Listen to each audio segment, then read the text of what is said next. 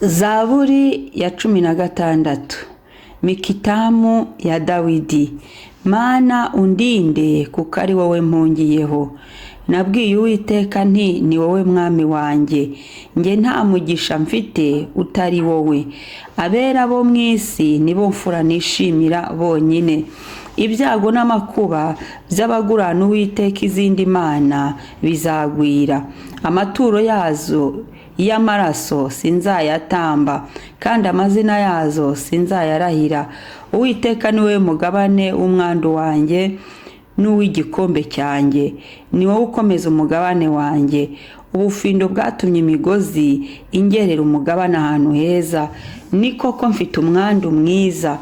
Ndahimbaza Uwiteka umujyanama wanjye, ni koko umutima wanjye umugura nijoro. Nasize Uwiteka imbere yanjye iteka, uko ari iburyo bwanjye sinzanyeganyezwa. Nicyo gituma umutima wanjye unezerwa, ubwiza bwanjye bukishima, kandi n'umubiri wanjye uzagira amahoro. Kuko utazareka ubugingo bwanjye ngo bujye ikuzimu, kandi utazakundira umukunzi wawe ko abona kubora. Uzamenyesha inzira y'ubugingo, imbere yawe niho hari ibyishimo byuzuye. Mu kuboko kwawe kw'iburyo hari ibinezeza iteka ryose. Amen.